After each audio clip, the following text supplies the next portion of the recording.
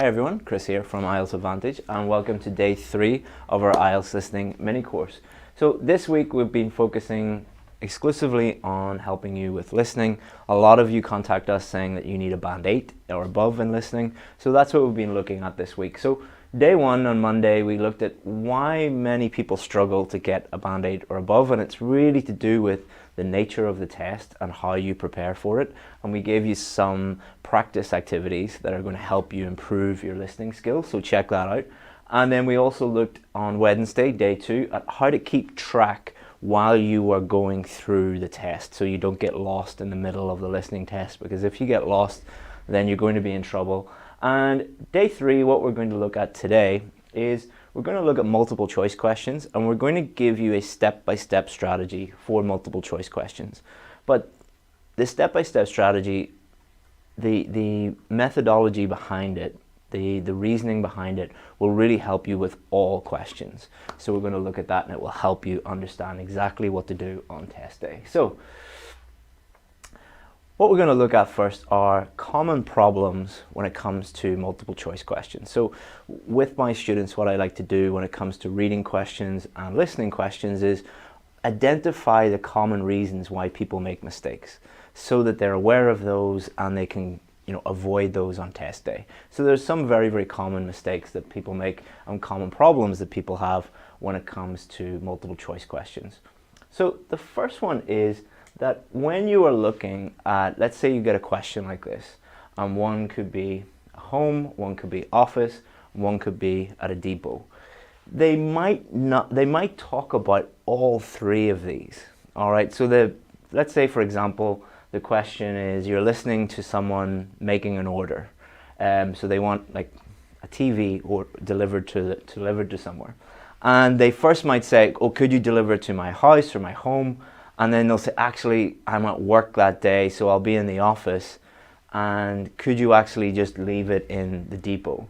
So they've mentioned all 3 of these, and you might hear all 3 of those, and that might cause a lot of confusion, because what a lot of people do is they will listen for the first one, and the first one they hear, they'll just tick that one, because they know the recording is not going to stop. They're under a lot of pressure, a lot of stress.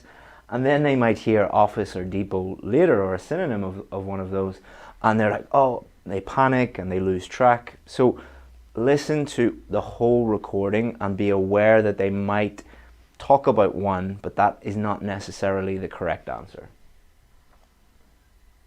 Problem number 2 is related to synonyms. So many of you will underline key words. So let's say, for example, this is the question, and you'll be underlining home and underlining office, underlining depot. And because you've underlined those or highlighted those, you're really, really focused on those words and you're listening for those words. But in the recording, it won't actually state those words. It'll state a synonym or a paraphrase of that word. So it might say, could you deliver it to where I live or my house instead of home? I'll be at work. Could you deliver it there instead of office? Or they might talk about, could you deliver it to the company warehouse instead of the depot? So they're not really mentioning these words. They can mention these words. You should always listen out for them, but you should always be aware of synonyms and paraphrases as well. And that's the reason why improving your vocabulary will really, really help you improve your overall listening score. Common problems 3 and 4. So the first common problem when it comes to here, imagine you're listening and it's talking about a business and what the type of business is. So it could be a manufacturing business, an industrial business, or an agricultural business. The first problem is you might not understand what one of these words mean. And many people would panic and be like, oh, I don't know what agricultural means. And then you're going to panic and not really know what to do, and you're going to get really, really stressed out. The other problem is, let's say it's definitely not this one, but it's maybe manufacturing or industrial. And these they're not the same, but they look maybe quite similar to you. So with most multiple choice questions, not only in the realm of IELTS, but most proper multiple choice question, there will normally be 2 or 3 that are very, very similar. So you have to understand the meaning. So that's where vocabulary comes in again. The wider your range of vocabulary, the better your scores are going to be, because you'll be able to differentiate between the two. And then when you're listening, it might talk about something that's very similar to manufacturing and very similar to industrial, and you have to make up your mind and choose the correct answer based on what you hear. So those are 4 common problems.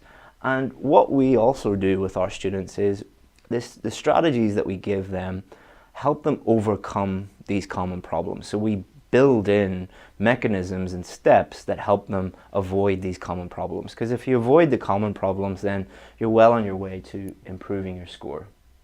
So now I'm going to give you this step-by-step strategy. The first thing I'll say is there's no such thing as a super strategy or a magic strategy.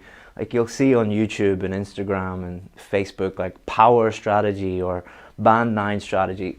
There's no strategy in the world that can take someone from like a band 6 to a band 9 overnight. It's not going to magically improve your listening skills. It's not going to magically improve your vocabulary, your general English, but it just helps you get into the habit of doing the right things and getting the best possible score for you.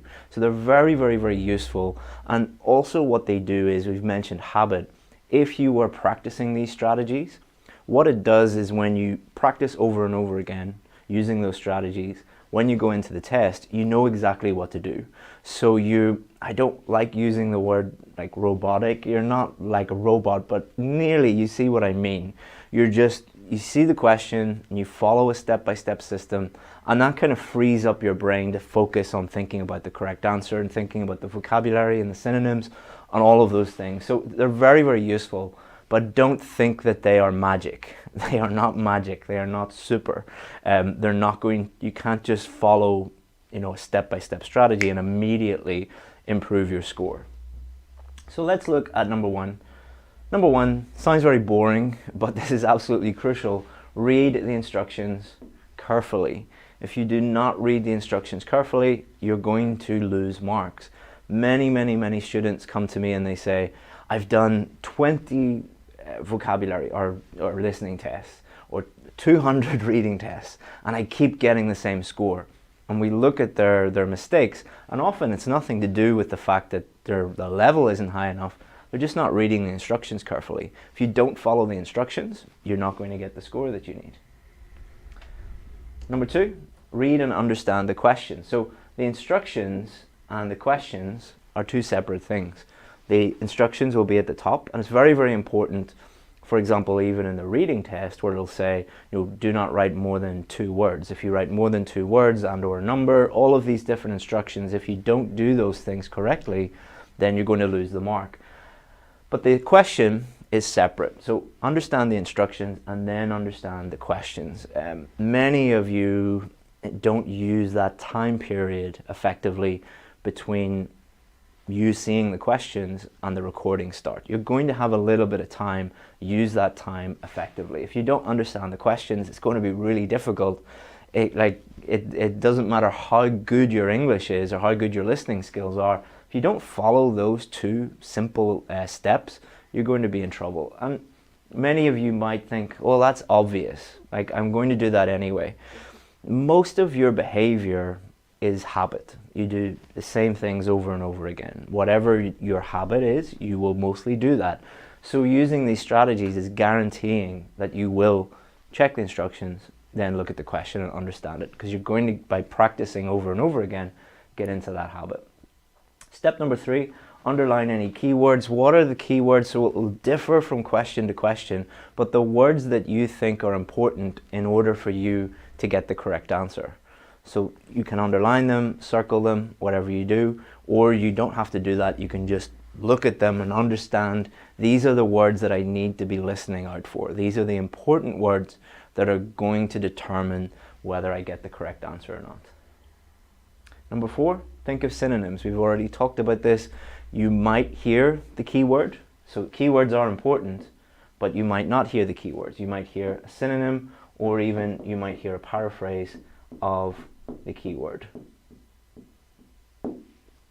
And then do not mark the first thing you hear. As we already discussed, it might talk about one, it might talk about another, and then it might take that answer away and give you another answer.